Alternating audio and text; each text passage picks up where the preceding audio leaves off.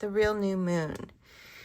We've been told that the new moon is a black dot on your calendar, and that's when the new month starts.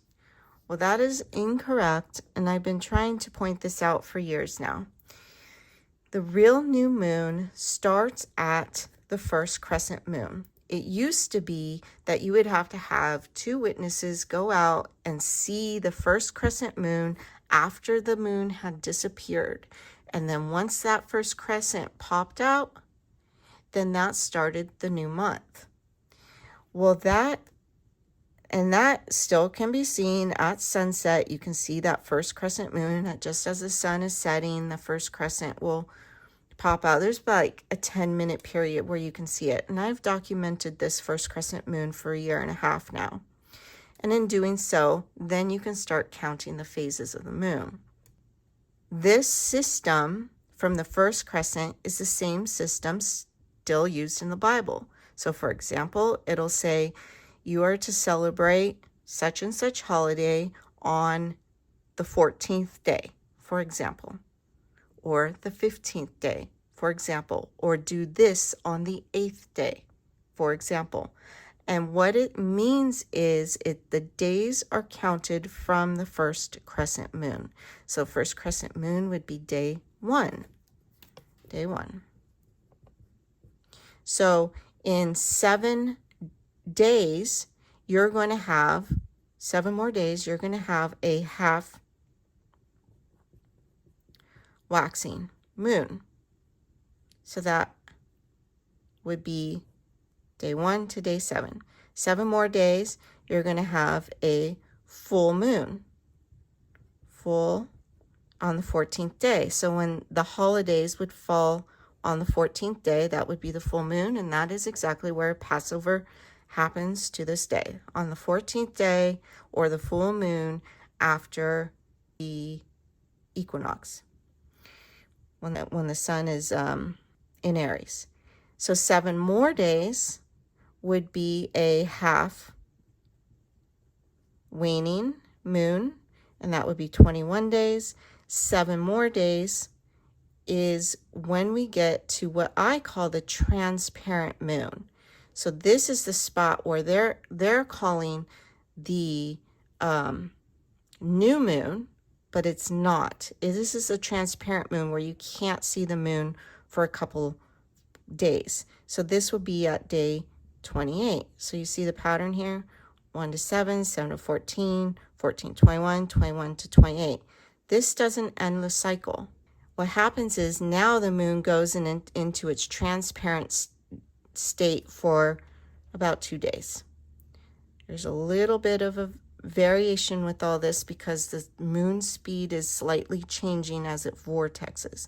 But after documenting 1.5 years, it is true that we will have 28 to 30 day moon cycles, mostly 30 days, but the average does come out to 29.5 days in a moon cycle.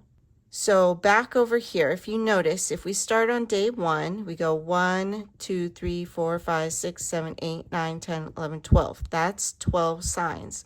Now, this transparent moon, no longer the first crescent, it's now transparent, has to move back through the sign it started in. So this makes the 13th sign.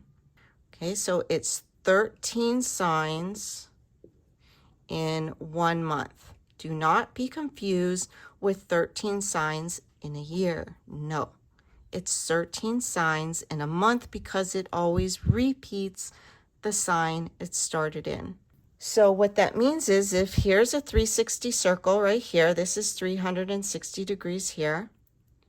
So it has to move another 30 degrees to finish its full moon cycle. So that's 390 degrees. Okay, interesting also that 9 plus 3 is 12.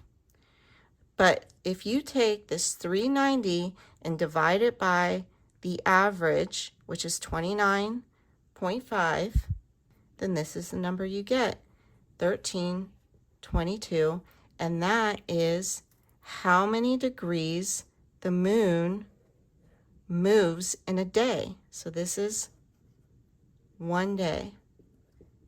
And that's why the moon doesn't start in a sign and end in the same sign. It's constantly shifting. And that's why your Easters and your Ramadans and Passover all start at a different point, because it's based off a moon cycle, which is shifting through all the signs. Each first crescent is going to shift through all these signs. The totality of the full year for a moon will be 354 days. There's a little give and take, just like there's a little give and take here.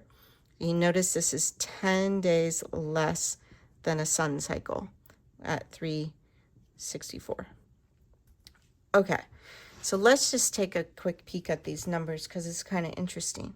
So first of all, the 29.5, we add all that up to 16, which is 7, okay? And I showed you how this is counted in sevens.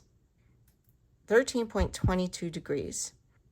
We know that these signs have to do with cell salts, and those minerals react with the harmonics of the sun and the moon. It's like a piano. One's playing the bass clef and one's playing the treble clef. The sun's playing the bass clef, the moon is playing the treble clef as it moves through. So this is a harmonic frequency, and that reacts with the minerals within your body. And when you have all those minerals, you start getting healing and other things. I've talked about that in other videos. But this 22 is also a reference to the 22 amino acids. This 13, let's go back to 22. 22, is 1111, which is a foundational number, an awakening number. But this is also 4, which is foundational. We have our 4 seasons of the wheel. 1, 2, 3, 4. So 4 is a foundation number. Now 13 I've gone over many times, but let's look at it again. This is the pole, Polaris, the center pole down to Mount Meru, Mount Sinai, down into the Holy Grail, the chalice, the dielectric core, the pole, this invisible pole. That's your 1. And then you have the sine wave. You have the moon's movement around the pole. This is the pole star, and this is the moon's movement around the pole. This is also the sun's movement around the pole. 22, I forgot to mention, is also the divine feminine. And if we look at both these numbers, we have 4, 1 and 3 is 4, and 4. 4 plus 4, 8. Obviously, Analema, infinity, Taurus field. Ooh, see if I can write that sideways, infinity. And there's your Taurus field as well. And then 22 is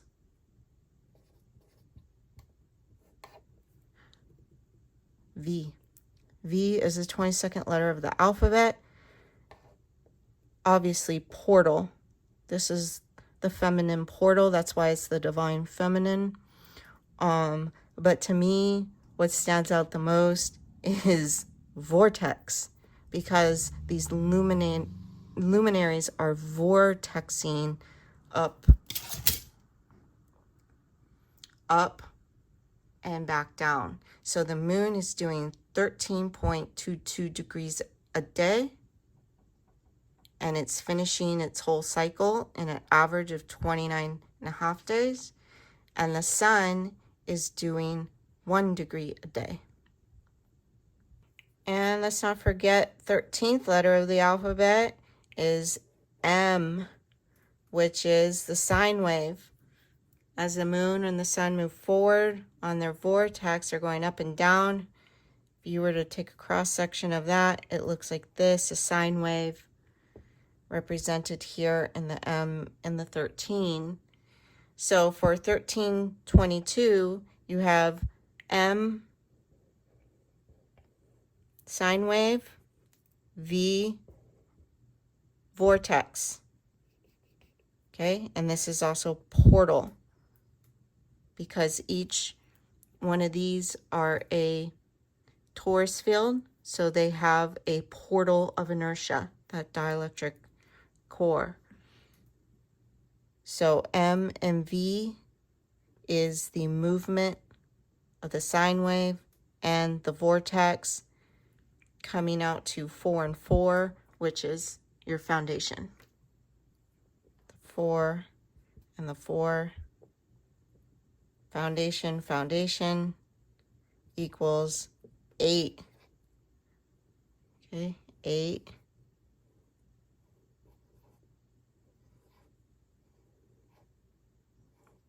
is your torus. Infinity movement.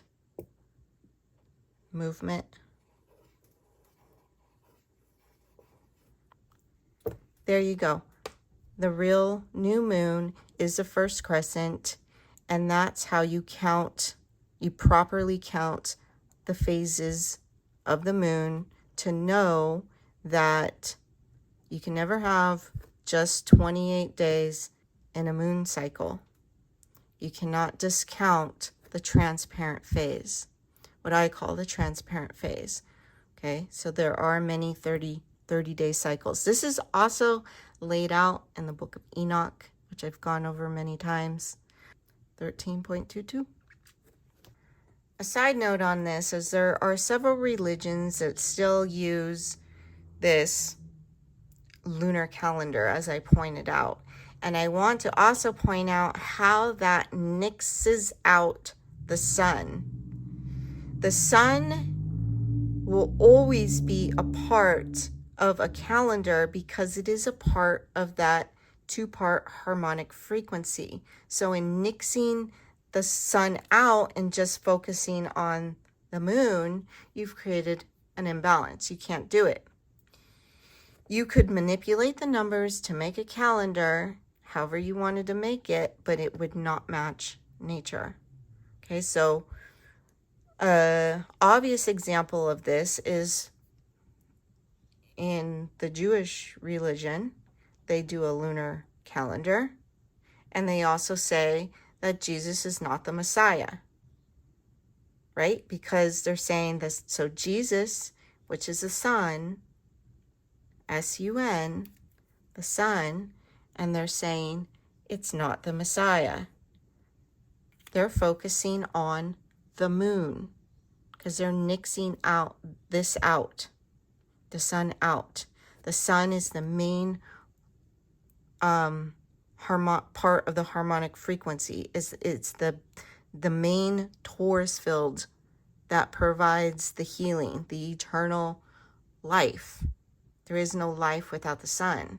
So a good way to nix out the sun is to just focus on a lunar calendar. And that's part of the PSYOP in all this, guys. That's part of the MK Ultra, is to get you moon worshiping in a way. Nature uses all the parts. All the parts have to make the calendar, have to make you work, and therefore have to be incorporated into our understanding as our foundation in order to break through the matrices. There's many of them out there. So understanding the sky clock, the watch in the sky, these are two hands on a clock. You can't just nix one of the hands out and call it good. You have to understand how both hands work in order to understand how you work.